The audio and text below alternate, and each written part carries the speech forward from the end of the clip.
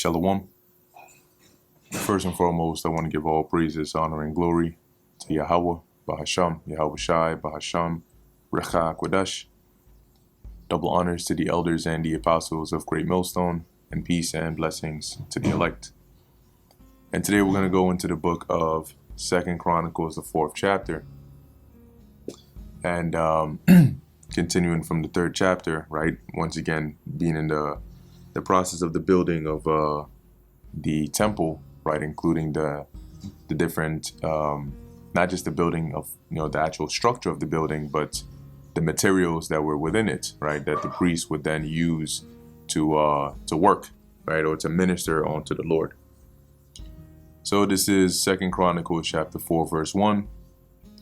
Moreover, he made an altar of brass, 20 cubits, the length thereof, and 20 cubits the breadth thereof, and 10 cubits the height thereof. Also he made a molten sea of 10 cubits from brim to brim, round in compass. And this sea wasn't a sea, it was a large basin. Okay. What I'll do here is pull up, just call it Solomon's Temple 3D model, something like that. Or better yet, let's take out the 3D model. Cool. So I showed this image before. Let me see. This one doesn't look too bad either. Yeah, this isn't too bad either. But this is the sea that it's talking about. It's a giant basin or laver, and as we're going to read, right, as it describes it here, from brim to brim, round in compass, so we're circular, and 5 cubits the height thereof, and a line of 30 cubits did compass it round about, i.e. the circumference. And under it was the similitude of oxen, which did compass it round about, 10 in a cubit, compassing the sea round about. 2 rows of oxen were cast when it was cast, and this being these oxen right here, right? So you had a certain amount on here. Now, the depictions, they show 4 and 3, right? And as we read it, it'll go into how many. But you had the oxen here, so they were basically four different directions, right? And all of them facing outward, okay, under this. So they were basically casted, right, or like built together with the sea. Verse 4, it stood upon 12 oxen, 3 looking toward the north, and 3 looking toward the west, and 3 looking toward the south, and 3 looking toward the east, right? So this shows, well, actually it does show 3. It looked like it was 4 at first, right? 1 head, 2 heads, 3 heads. So yeah, you had 3 facing each side. And the sea was set above upon them, and their hinder parts were inward. So that's why you see their faces outward, and their behinds were inward. And the thickness of it was an handbreadth, and the brim of it like the work of the brim of a cup, with flowers of lilies, and it received and held 3,000 baths. So this bath, once again, is like a measurement. Like today we have gallons, for example. So the total amount of water that could be held in this basin, this sea, as it was called, was 3,000 baths. Okay. He made also the 10 lavers, and put them on the right hand, put 5 on the right hand, and 5 on the left, to wash in them. Such things as they offered for the burnt offering, they washed in them, but the sea was for the priests to wash in. So you can see here you have these lavers, right? You had 5 on this side, 5 on the other side. Now, when it says that they washed the burnt offerings, the sacrifices in them, and the priest would wash in this one, you're not going to see the priest doing a cannonball into the actual basin over there, okay? Because that's just not practical, right? Why, if you made this like a hot tub, and you have this priest come in there, then when he's done washing himself, then another one come, unless you're going to replace this 3,000 baths after every priest, that doesn't But what you can imagine is like, remember that in the ancient world, it wasn't like today you go and open up a tap or a sink and water just flows through. They had to fetch water and then fill it up here.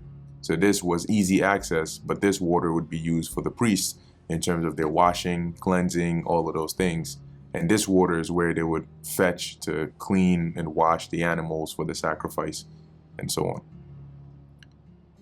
on. Verse 7, and he made 10 candlesticks of gold according to their form, and set them in the temple, 5 on the right hand and 5 on the left.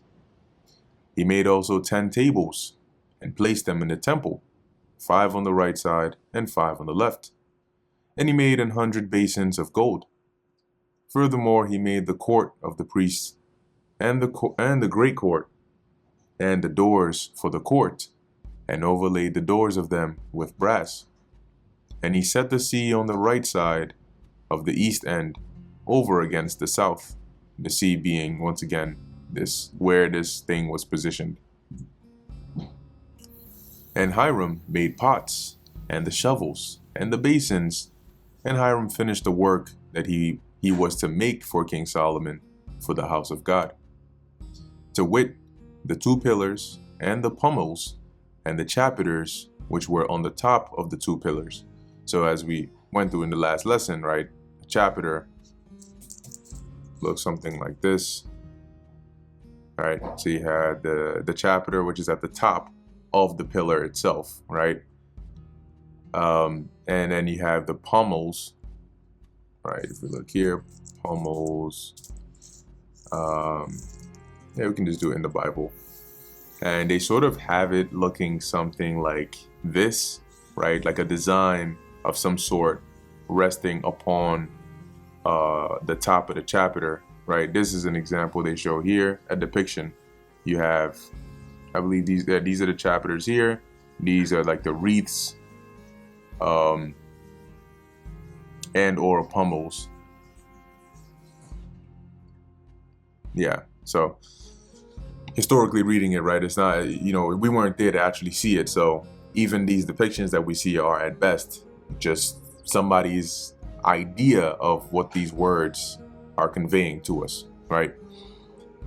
Anyway, and the chapiters which were on the top of the 2 pillars, and the 2 wreaths to cover the 2 pommels of the chapiters which were on the top of the pillars, right? And when you look into those wreaths, I believe it's similar to what in fact, I think another translation here would make it clearer. Something like an NLT, right? It says the 2 pillars, the 2 bowl-shaped capitals or chapiters on the top of the pillars, the 2 networks of interwoven chains that decorated the chapiters. It says, and 400 pomegranates on the 2 wreaths, 2 rows of pomegranates on each wreath, to cover the 2 pommels of the chapiters which were upon the pillars.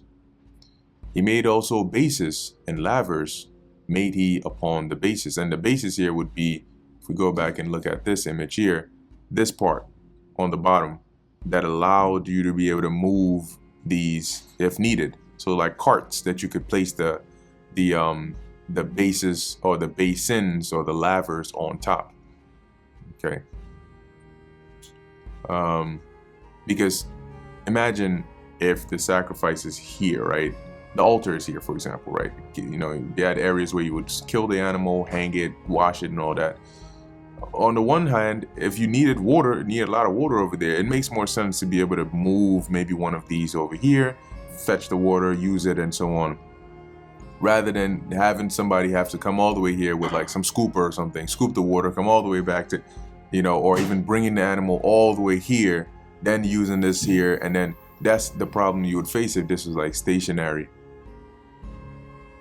So when you look at the bases here, you have here, for example, water carts, right? Stands, something to put the lavers on top of. It says 1 sea and 12 oxen under it.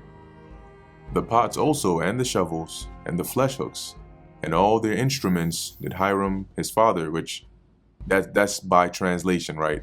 This is not saying Hiram the father of Solomon. His father is just the literal translation of the Hebrew, which is I forgot the Hebrew for Hiram. Let me see what it was again. Hiram, right? Chawaram, Abba, right? Or Chawaram Abaya. So that's where they translate Hiram, his father, from.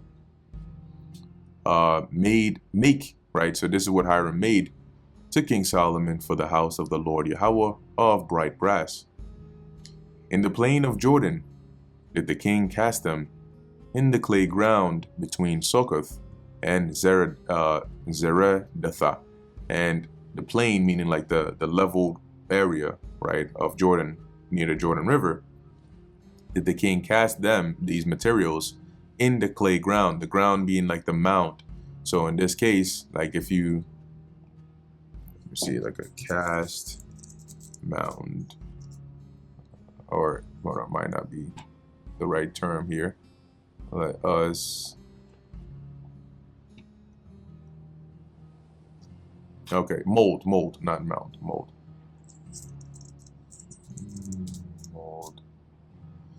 So when you're doing the work of like, okay, here's an example. I think this can depict it a bit. This isn't my profession. I am not a caster or whatever, they do that here. But here's an example, right? So you would have the shape here.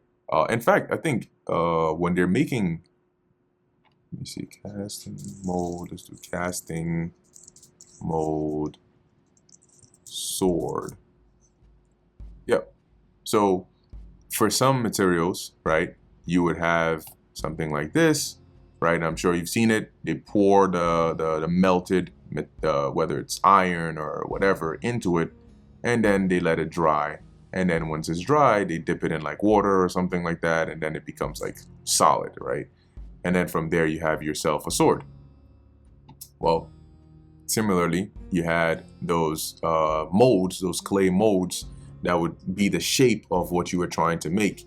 And then you would pour the material in there and then make it. So all they're saying here is when they were doing that, they did that within the plain of Jordan, between these two areas, because I guess maybe that was the most sufficient place for them to be able to do that. Thus Solomon made all these vessels in great abundance, for the weight of the brass could not be found out. So it was a lot of brass that was used. And Solomon made all the vessels that were for the house of God, the golden altar also, and the tables whereon the shewbread was set. Moreover, the candlesticks with their lamps, that they should burn after the manner before the oracle of pure gold. And the flowers and the lamps and the tongs made he of gold, and that perfect gold. And we can look into here the tongs, which I believe are like snuffers. All right. Yeah, so snuffers, tongs, snuffers. And if you don't know what a snuffer is, this is what it is. To put out like fire. Snuffers. Not the food. Material. Let me just see if we can use. There we go. So if you have like, a candlestick or something like that, you would use a snuffer, like to snuff out the light. That's what you would use it to cover it up, snuff it out. So they made all of that good stuff and made it of gold. And the snuffers and the basins and the spoons and the censers of pure gold. And the entry of the house, the inner doors thereof for the most holy place, and the doors of the house of the temple were of gold. So you can see why anybody who basically came across and saw the temple of Jerusalem was in awe, because this was a magnificently built temple. Anyway, that brings us to the end of the book of 2 Chronicles chapter 4. Lord willing, that was edifying to the elect. In closing, I want to give all praises, honor, and glory to Yahweh, Bahasham, Yahweh Shai, Bahasham, Rechak Wadash. And until next time, Shalom.